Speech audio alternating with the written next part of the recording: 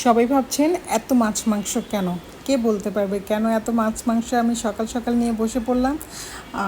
আচ্ছা, বলতে পারছে না তো কেউ, আমিই বলে দিচ্ছি।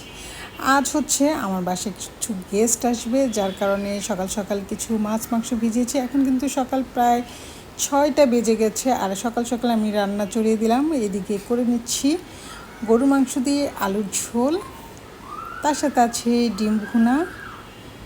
এখানে আমি করেছি রোস্টটা এখনও পুরোপুরি হয়নি। তারপর করছি রুই মাছ ভাজা। এই তো আমি এখন আসলে টেবিলে সাজিয়ে নিচ্ছি সব কিছু। এখানে গরুর মাংস, আলুর ঝোল, ভাত আছে চিংড়ি মাছ ভুনা, তার সাথে আছে ডিম ভুনা, বেগুন ভাজা, রুই মাছ ভাজা। তো আমি একটু প্লেটিং করে নিচ্ছি। কে কে খেতে চাও আমার বাসায় সবাই চলে আসো। সবাই আমার বাসায় আজ দাওয়াত, লাইভেও আজকে সবাইকে কিন্তু আমি দাওয়াত দিয়ে দিয়েছিলাম যে সবাই চলে আসো আজ আমার বাসায়। আমি আমি আমার জন্য একটু খাবার নিচ্ছি, মনে হয় না এত খেতে পারবো। যাই হোক, প্লেটিংটা করে তোমাদেরকে দেখাচ্ছি। আর অন্যরাও আমাদের বাসায় আজকে দাওয়াত খেতে এসেছিলো, সে আড়ং থেকে আমার জন্য কিছু গিফট নিয়ে এসেছিলো, সেগুলোই তোমাদের সাথে একটু দেখাচ্ছি আর শেয়ার করছি। ও কিন্তু আমার জন্য অনেক সুন্দর সুন্দর গিফট নিয়ে এসেছে। এগুলো শোপিস ছিল বাসায় সাজানো।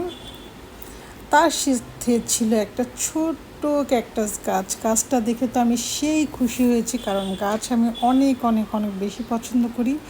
তো thank you so much Ananya. 2টা ক্যাকটাস গাছ নিয়ে এসেছিলো, দুটোই আমার খুবই পছন্দ হয়েছে।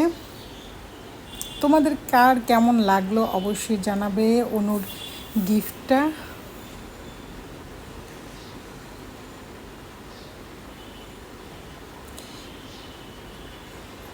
আমি ওর গিফটগুলো একটু সাজিয়ে দিয়েছি শোপিসটা। আর এই তো বিকেল হয়ে গেছে, দেখতে পাচ্ছ বাসার কি অবস্থা থালা বাসন দিয়ে। তো কাজে মেয়েটা এসেছিলো, ওই সেগুলো গুছিয়ে দিয়ে গেছে। আর ও খাওয়া দাওয়া করে কিন্তু এখন ঘুমাচ্ছে, সোফায় বসেই ঘুমিয়ে গেছে। বেশি খেয়ে ফেলছে তো, রান্না বেশি মজা হয়েছিল, মুখ ঢেকে রাখছে এই জন্য। আর এদিকে বরাপুর বেবিগুলো ওরা সবাই একদম ঘুম দিয়েছে।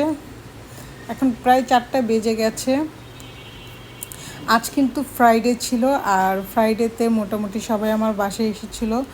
তো খাবার ভিডিওগুলো আমি আসলে করতে পারিনি, সবাই খাচ্ছিল, আমি ব্যস্ত ছিলাম। তা না হলে ডাইনিং টেবিলের ভিডিওটা করতে পারতাম।